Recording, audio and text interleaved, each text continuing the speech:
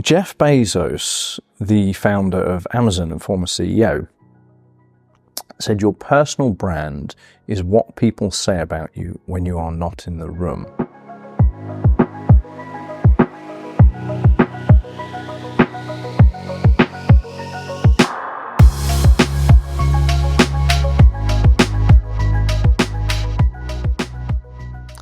Hello and welcome. My name is Adam Norman. I'm the CEO here at MIM.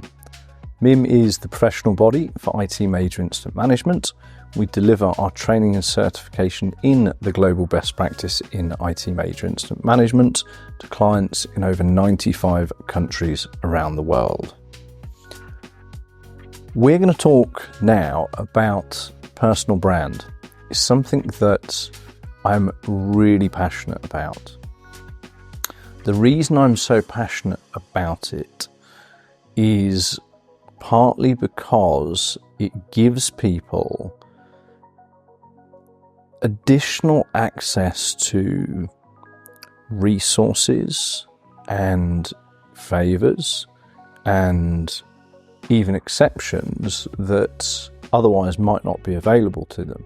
And all those things often mean that you enjoy the benefits of better performance because of the access to additional resources. And I'll explain in a moment what I mean by that. Before we get into it, let's first of all think about what personal brand means. Most of us are pretty well informed these days, so we understand brand for companies and what they do around that. But what about personal brand? Personal brand is essentially how others perceive you. And so we all have a personal brand, whether we like it or not. If we intentionally cultivate a personal brand, or indeed if we do absolutely nothing, intentionally anyway, to develop a personal brand, people perceive us a certain way. And they'll perceive us a certain way in various situations, in our professional life, in our home life, with our friends, in various activities we do outside of work. Jeff Bezos, the founder of Amazon and former CEO, said your personal brand is what people say about you when you are not in the room, which I think is a really good way of summing that up. So take a minute and think about how your colleagues would talk about you if you were not in the room. What do you think they might say? Would you be happy with that? Or would you like to change it? Or do you wish they might think or see or perceive you differently? Personal brand for major incident management is really important. The perception of the major incident practice, the perception of us as major incident managers, often plays a huge part in the level of confidence that stakeholders and the leadership team and your clients will have in you. If they're not confident in you, we've talked a lot about the behaviours that manifest.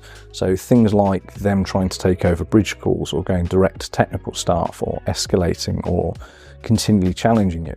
All those things that actually slow down a major incident.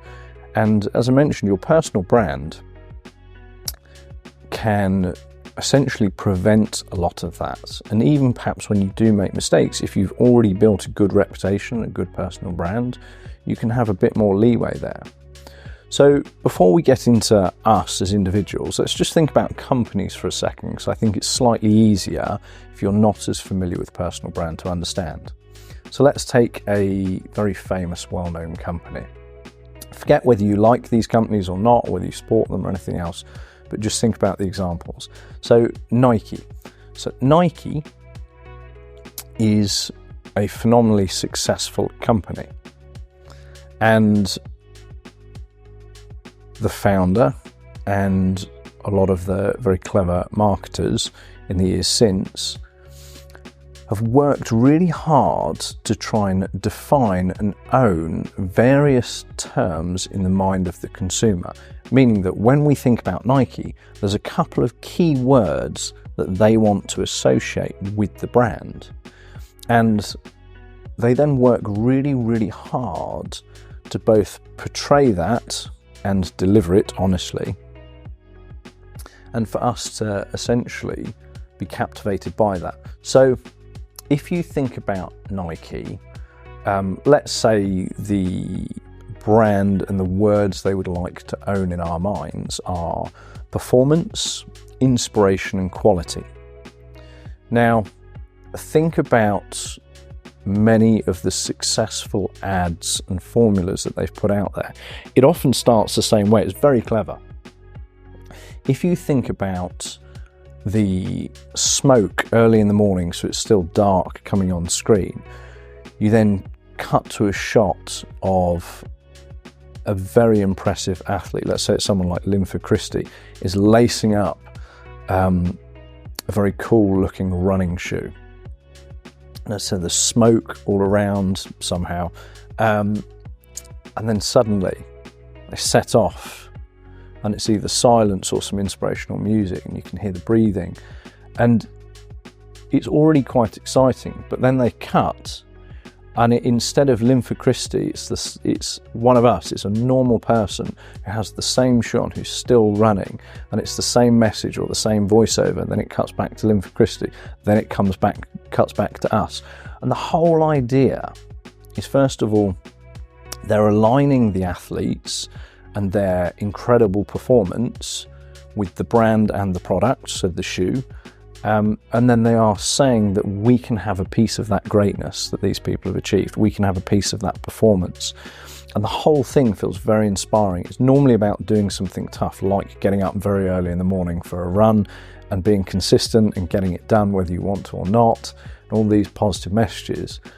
And so they're trying to own that. The quality part of it obviously comes into, again, the quality of character and reputation of the athletes, but also the quality of the product. So they've got performance, they've got the inspiration, they've got quality. So they put these ads out there to essentially drive us towards thinking about that company like that. Now, brand is a promise that you have to live up to. So they can do all the marketing in the world, they can align with all the athletes in the world, but if they continually fail to deliver on those promises, we no longer will believe them, or we will no longer have the words associated, or that they would like to associate, in our minds. So if I were to order a new pair of the latest Nike trainers and they were to arrive and actually they were falling apart and they were badly made, etc. This has never happened to me, but if it were, suddenly the quality, they no longer own that. Now, maybe as a one-off it can happen, but if that then kept happening across their product ranges, people would stop associating the word quality with Nike. So they make sure that that doesn't happen. They continually work hard to produce really high quality trainers and ensure that the promise they make in the brand and the words they own with us stay consistent. So you see, in that very simple example, everything they do has to align and be honest and genuine with these brand values and what they are trying to put out there to us. But it's really quite powerful. Because of that, we all know, and many people trust, Nike. So therefore, Nike can put out a really expensive brand new trainer and immediately it will be sold out. They suddenly have access to resources, meaning the money of consumers, and the ability to persuade people to buy their products, because for a very long time they have been consistent with their brand. So we know, like, and trust them, or at least their customers know, like, and trust them. So it's really quite powerful. And almost every major company does this. They work really hard to define some words that they want associated with their brand, and then they work tirelessly to, one, live up to the promises they make within those words, at least the ones that succeed do, and two, to continually reinforce that. Now, it's not always just in the marketing. That could be the way they deliver. So I mentioned quality for the trainer, but everything they do has to be congruent. If it's not, as humans, we don't like incongruencies. We don't like things that don't appear to be true or accurate, or there's a misalignment. Something feels off and it will damage our trust. If we then take an example of an individual let's think about Elon Musk. So again, I personally quite like Elon Musk, but whether you do or don't, it doesn't matter, the example still stands. So try and forget, again, companies, whether you like the companies or you like the people, it's not really relevant. Elon Musk, his personal brand is so powerful that, I'm sure he won't, but he could lose all of his companies, all of his net worth, his shares, stocks, any money he has. He could lose everything tomorrow and probably within half an hour make a phone call and he could have a huge amount of funding and money for his next project because of his personal brand, because of what people believe about him, what they say about him. Now, I know, I'm well aware there are also detractors from him, but his personal brand and what he has lived up to is undeniable. He has done things that even government agencies previously thought was impossible. And he hasn't just done that once, he's done that multiple times. So his brand is, he is known as someone who can achieve the impossible and continually do that. His brand is known as someone who can bring together some incredible minds and solve really complex problems. So it's interesting because you consider that most people could not make a phone call and suddenly have access to hundreds of millions of pounds, if not more, to make something happen in the world. But Elon Musk, because of his personal brand, can make things happen in the world very, very quickly that many of us simply could not. And a lot of that is because he had a personal brand that he then worked really hard and diligently to continually develop. And it's really, really powerful. So a lot of his actions essentially created that personal brand. Now, why is all of this so relevant to us as major incident managers? I mean, I would personally say it's relevant to everyone regardless of profession. So whether we like it or not, we all have to work with others, we all have to negotiate, we all have conflict in various ways in our working life. We all need access to, whether it's resources, whether it's budget, and we all want to be able to make good things happen for our company and feel fulfilled and have job satisfaction. So having a good personal brand is the precursor to that. It is what allows you to get access to these things and have a certain reputation that means you can achieve things or get things done within your company. Now, it can be very selfish. It can be we can just think about ourselves, think, well, I'd like a promotion, or I'd like to earn more money, or I'd like to change jobs, or I'd like to work for a specific company, and not necessarily anything wrong with that, but personal brand helps with that too. Or it can be slightly more for the greater, and it could be, well, I want to be able to support more colleagues and be looked up to by them so I can give them the benefit of my experience, or I want to make some really exciting things at my company happen, and in order to do that, I need more influence, I need to develop my influence, and part of that is developing my personal brand. So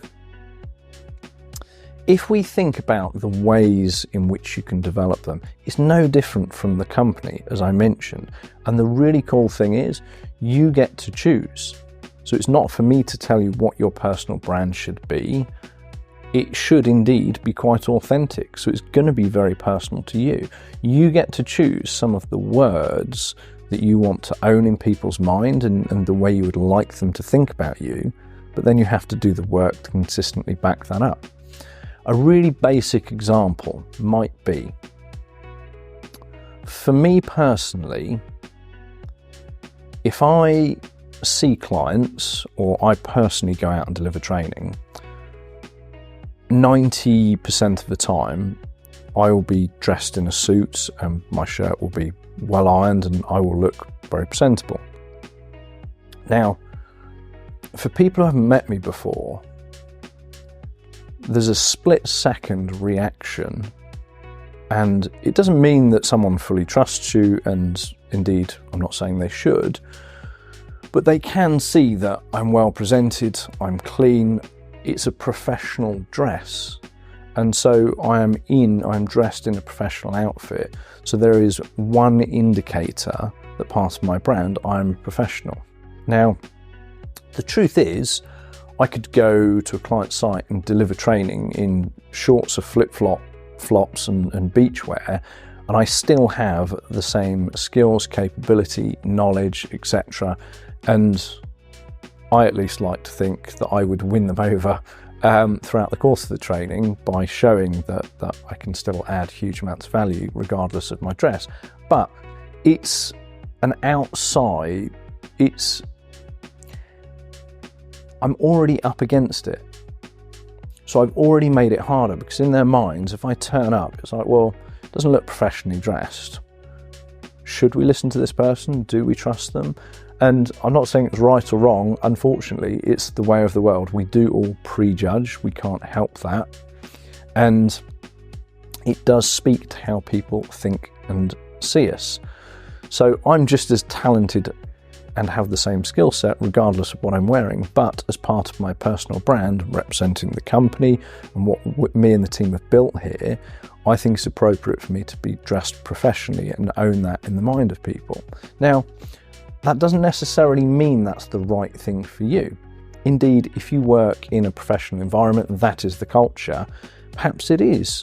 Making sure that you are dressed appropriately and well dressed does make a difference.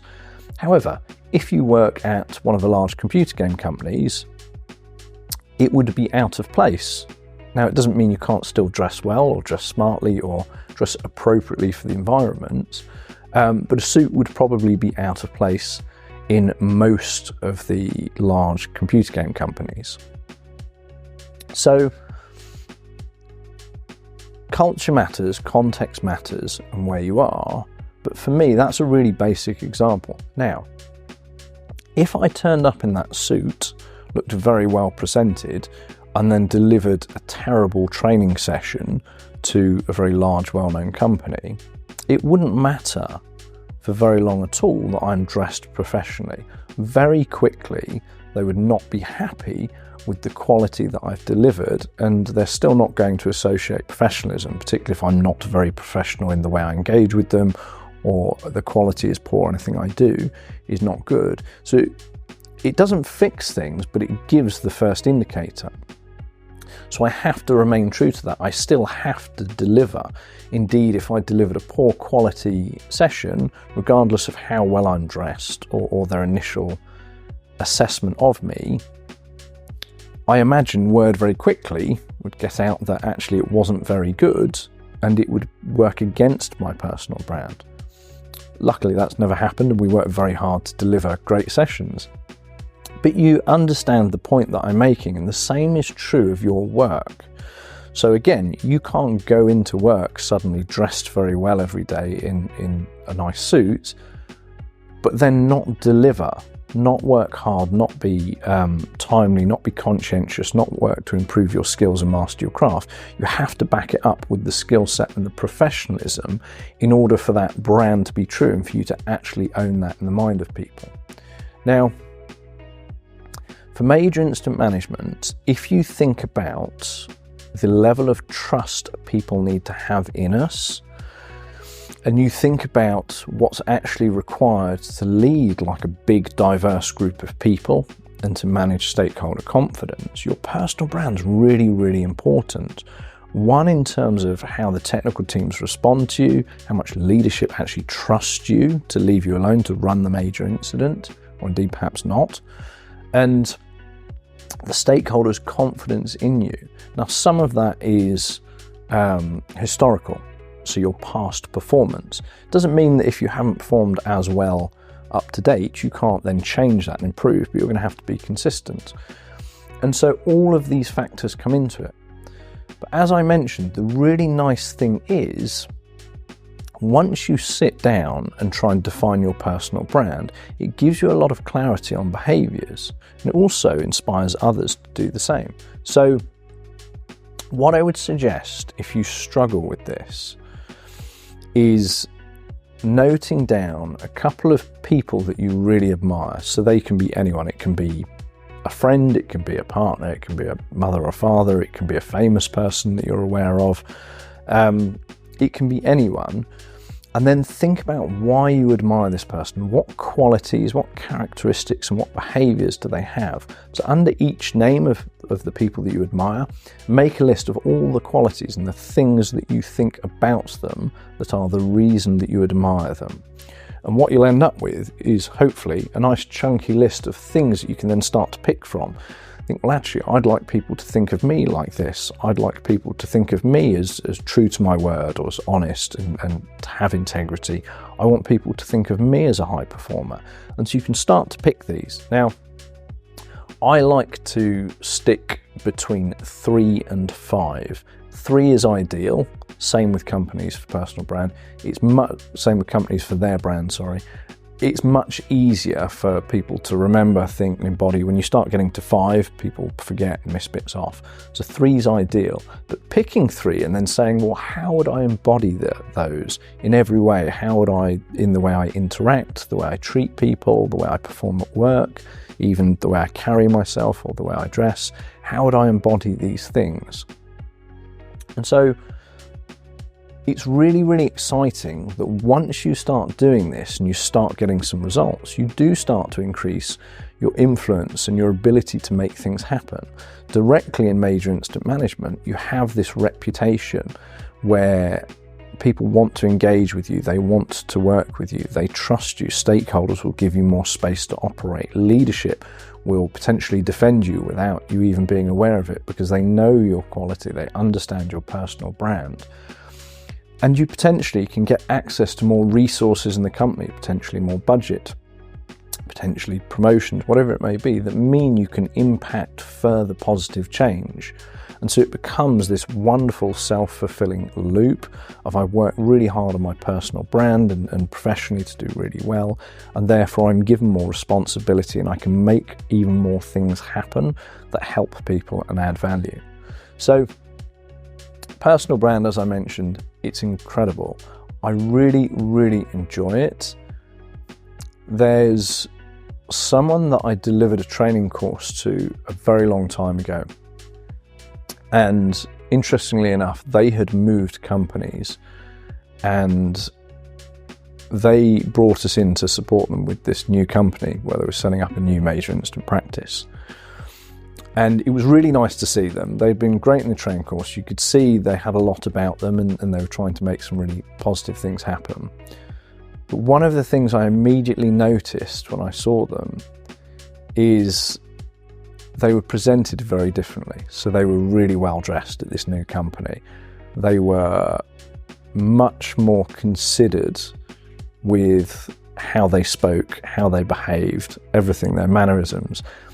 And they'd got it down perfectly, a real level of professionalism to them. And I commented on it. I said, really well dressed, really good to see you. And I noticed this, and they said, oh, actually, it was part of some training I did with you when you talked about personal brand, and it just clicked. And I really thought about it, and it's actually led me to taking a more senior role and moving companies and some really positive things happening. And I personally found that really, really fulfilling to see that someone else had upped their game and taken their potential to new heights simply from that one section in personal brand. Now, I've talked very lightly about it here. There is huge amounts of information all over the internet about personal brand, really good ways of creating personal brand, examples of people's personal brands, famous personal brands. So if you're interested, I definitely start with making your list and trying to decide what you would like your personal brand to be and indeed where it currently is. But I would also urge you to do a bit more research and really develop this and hopefully make some really positive changes for yourself. Thank you very much for your time. I will see you next time.